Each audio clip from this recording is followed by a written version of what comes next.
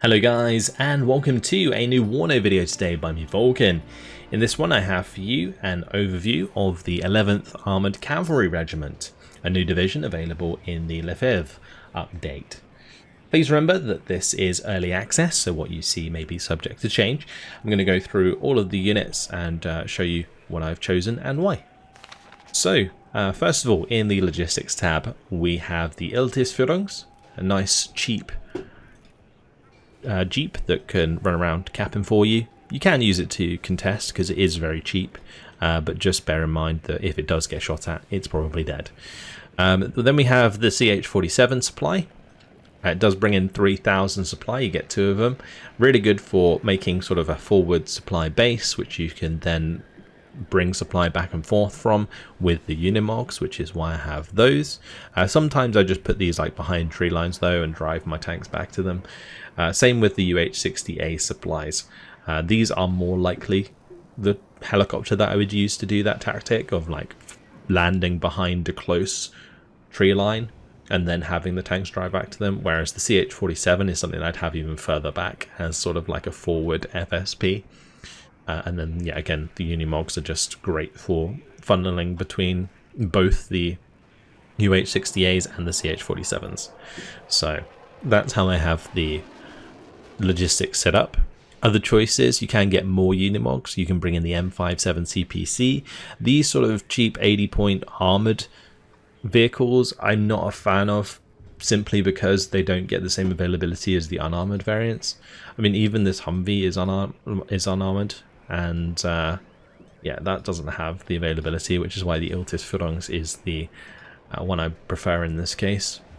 There is the UH-60A Commander. This is, again, it's a unit that you use to back cap.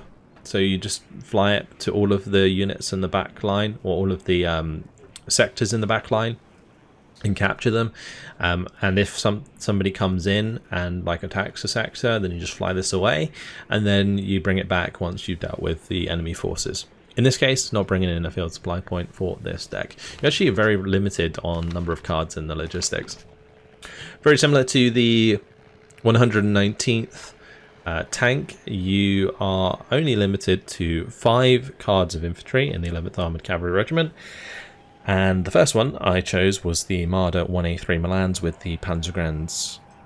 This is just a really strong combo. The Marder Milan, like the Milan system, is good for taking on enemy sort of medium and light armor at range. And its autocannon is pretty strong and aims very fast. And then the Panzergrenz themselves, they don't have like a fantastic AT weapon, but it is relatively accurate. And they're just extra infantry fire support really for 25 points. Then I have a card of the engineers with flash launchers, pretty much a must at the moment to deal with enemy napalm launchers, particularly like Siperi RPO. These can somewhat contest them because they fire their flash launcher faster, and they do have the shock trait, which will increase the damage at close range. So pretty good at the moment. This might change though. The shock trait is probably going to be changed in the future, I reckon. But you can bring these in the Humvees, or you can bring them in the M113s with 50 cals. M113s with the 50 cal, actually really good fire support against enemy infantry, especially infantry that doesn't have AT. So for example, in the matchup I was talking about with engineers with flash launchers against Siperi RPO, having an M113 backing you up is actually a really big deal because the Siperi RPO can't deal with it, and the 50 cal will just chunk the enemy infantry. So these can be really, really useful in certain situations, but you do lack a lot of speed if you rely on the M113 over the Humvee. Then I have the mechanized rifles with the Law in the M13A3 Dragon. So pretty much just supplying myself with an extra mid-range ATGM, which can be really useful for taking on things like BTRs. So when your opponent is bringing in lots of infantry in the BTR 60s, having an M47 Dragon is just playing top trumps for 25 points, which is really, really nice. And then you can still have your 50 cal to help suppress enemy infantry. So I would obviously use these in combination. I would have like a unit of mechanized rifles with the law, plus maybe like a couple of units of engineers with flash launchers, and then you have like a really good combination of units between the M113, A3, and the engineers with flash launchers in Humvees. Then there's the engineers with dragons. I'm actually bringing these in in the Humvees. These are 10-man squads, so they're actually pretty good at taking on enemy infantry just due to their size and like number of units that they have, especially including the shock trait. But the dragon is useful for, again, taking out units that would otherwise be a threat to your infantry, medium and light vehicles, that is, not tanks, because the dragon is absolutely garbage against like decent tanks. Then we have the dismount troopers. The dismount troopers, they have like a decent weapon setup, but the main thing about them is they have the AT4, which is a bit better of an AT weapon for dealing with medium and light armor, side-shotting heavy armor maybe as well.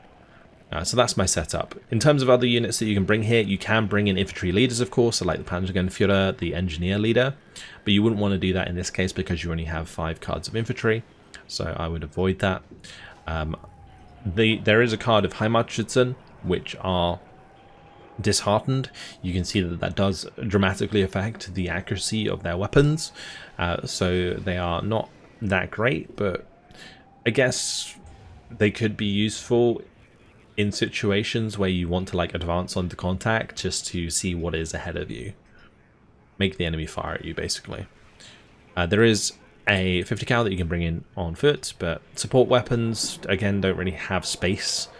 You're much better off having like more availability on your like larger infantry squads, in my opinion. You can get normal engineers with satchel charges, but I'm currently really favoring napalm weapons over satchel weapons just because of their versatility in both forest and town engagements, as opposed to satchels, which are only really useful in town engagements because in forest engagements it requires you to like run onto the enemy, which can be a bit risky. There's another card of engineer dragons there if you want them. Aero rifles can be brought in with the Black Hawk, useful for flanking maneuvers and maybe getting some ground early on somewhere, but overall the other squads are better in my opinion, so I'm just bringing them in because you just want the best you can get with the limited amount of cards that you have. There is also the Milan 2, which could definitely take a spot in this tab, just because the Milan 2 is actually a really strong 80 gem with 24 penetration, so something to definitely think about. Then in the artillery tab, I have the M109 A3 GA1s, 2 of those, just for dealing with enemy like AA and stuff that I can't hit directly. And then I have M106 A2 mortars to provide smoke primarily for my tank tab. So that's pretty much how I have it set up there. I'm bringing in the M106 A2 mortar instead of the Panzermörser, simply because I believe the M30 fires faster or aims faster than the 120. You can see like the reload time and salvo length is slightly better for smoke on the M106 than it is on the Panzermörser. The Panzermörser would be better with the Tampella 120mm for actually doing damage. So if that's what you want it for, that's what you should choose. There is M109 A2s from the Americans, but the M109 A3 GA1 has a slightly better gun with extra range. So yeah, it's worth taking that. So there you have it. That's the artillery tab. Tank tab. Tank tab, very similar to the 119th, is pretty stacked. You have a lot of M1A1 Abrams that you can bring here. There is a total of 6 cards of M1A1 Abrams. In this case, I've opted to go for 3 cards with only 1 vet, just for sheer numbers. Since you're going to be up against T80BVs or T80UDs, having numbers so you can spread and find side shots is probably more important than just having like high veterancy.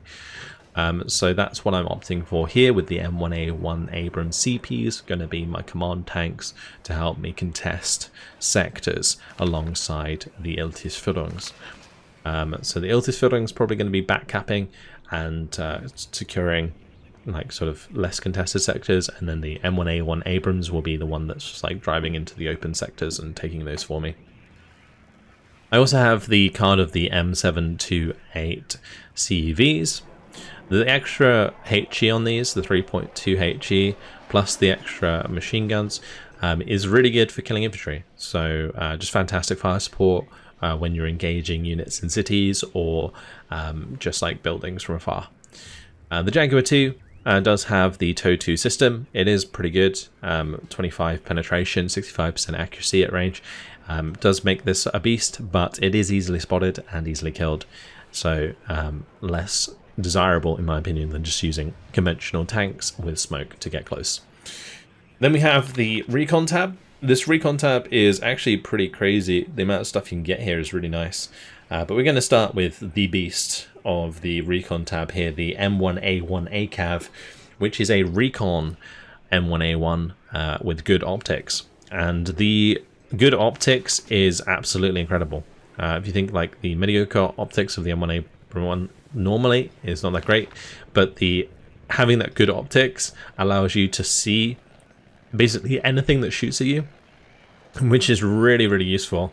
And it has decent accuracy to just pop those units with 19 penetration. So a really, really strong unit to have supporting your tank pushes, and a tank that can also be forward deployed. It does have 2,473 meter advanced deployment, which is really big. Like at the start of the game, there's nothing that can contest this at the moment other than, you know, like an airstrike or something like that. So yeah, a very, very strong opener for sure. Just make sure you got it covered with plenty of AA. So I've got both of those. I've got the M3A1 Bradley CFE. There's actually 2 cards available, but I've only got 1. These come with the TOW 2s, so can be used as supplementary HGM platforms, as well as providing that really good recon. And the Bushmaster, again, fantastic for dealing with enemy armored vehicles, light armored vehicles particularly, things like BTRs. Then we have the LRS. LRS are units that you are basically never going to want to engage with unless you absolutely have to. They can be used to pick off things like enemy HGMs, like enemy Conquer squads, enemy Fargo squads, enemy snipers. You can engage with these as well because you have 6 men as opposed to the sniper squads like 2 men, so you can like out trade them with the M14. That's the kind of thing you'd actually want to engage on, but only if you're not under threat from like enemy tanks or something, because you don't want to waste these. You only get 4 on a card. They do have the GSR trait, which pushes them up to exceptional optics when they are not moving, which is really, really good. So yeah, hide them in a tree line, keep them hidden with their exceptional stealth, only engage if there is a really high value target that you want to take out. And snipers, enemy snipers are a good target. Enemy HGM squads maybe as well. Then we have the OH-58 Scout, which comes with a minigun. Good to have recon helicopters. Always good to have recon helicopters in my opinion, just because they have that benefit of having, like, being above like the ground, and therefore their recon is much more useful. And then there's also the Kiowa, which has exceptional optics, as well as the Hellfire. And the Hellfire, a really good missile. It has 24 penetration, 70% accuracy while static, which is really, really nice. So yeah, you can snipe enemy tanks with these very, very well, whilst providing good optics. Just be very wary that these will almost 100% be dived by enemy aircraft if people are smart, just to get rid of them, because they don't have that much health. They only have 4 health, so they can be killed by like 1 missile, which is not great. So be careful with them. Only engage with the Hellfires when necessary. Don't just like waste them on small targets. Then we have the Scouts as a choice. They can actually come in with a recon Humvee, which is nice. The LRS I don't think can, so no. So the Scouts benefit from that. There is the Humvee with the grenade launcher. I actually really like these because they can provide decent fire support against enemy infantry, but there's just not really space for me to bring them in here over all of the other units that I want. There is also the BGS. BGS have decent capability at close range due to their 9 MP5s, but again, just not finding a space for them in this deck. There is the Green Archer, an exceptional optic unit, which just like kind of sits in tree lines and spots from afar, but due to its stealth being mediocre, not that great compared to some of the other options here. There's another card of the Scouts there if you need them, and the M3A1 that I already mentioned. Alright, let's move on to the AA tab. We have 2 Stingers. Stinger squads are pretty decent. You can have 62% accuracy with 2 vet, and 60% accuracy with 1 vet. These, you might as well just keep them as much availability as possible. They have very good range against helicopters, and yeah, generally quite reliable overall. There is the Eyehawk, fantastic range against aircraft, 5,650 meters with 55% accuracy. It's pretty nice, but they are vulnerable to seed, so do be careful of that. And then the PVADs, I've got these extra veterancy so they can apply their damage faster. Because they have higher veterancy, the accuracy bonus will go up quicker as they fire more and more volleys at whatever they're firing at, so they're more likely to stun and pin enemy units and then apply their damage quicker. So having these at higher veterancy is actually really good because how quickly they fire, so they will amount the accuracy bonus for firing much quicker. So yeah, overall it's an okay AA tab. Like, it's not fantastic for the tank pushes that you're going to want to make because it's not very maneuverable. The PVADs are what you're going to want to keep with your tanks. The Eyehawks obviously at a distance, and then the Stingers you just want to spread as much as possible. There is a card of Fliegerflass, but only having 40% accuracy is not great. The other problem with these is they only have 4 damage compared to the 5 damage of the Stinger, so it takes extra shots to kill things like Mi-24s. Then you have extra card of PVADs if you want them, and the OH-58. OH-58 is really nice for air-to-air combat, but it does lack health compared to like the Mi-24V with air-to-air missiles, so it will always lose in that matchup. But otherwise, you know, pretty solid. Just air-to-air option if you need it. Then in the helicopter tab, we'll move on to this. Only 3 options: AH-1F, AH-1F Tow Cobra, and the AH-1F Sea Knight, which is the new variant, which comes with the Tow 2s. But I've got 1 card of those, so basically a Tow 2 platform, which you want to keep at more or less max range the entire time. And then I have some AH-1F Cobras, which are just there for demolishing enemy infantry and potentially light vehicles with their abundance of Hydra rockets. The Tow Cobra with the ITOW is not as great as the Tow 2, so whilst it's, you know, an option, it's not as good as the AH-1F Sea Knight, so you probably want to bring this almost every time. Then we have the Air Tab, and the Air Tab, there is actually a decent option between the F-16s and A-10s.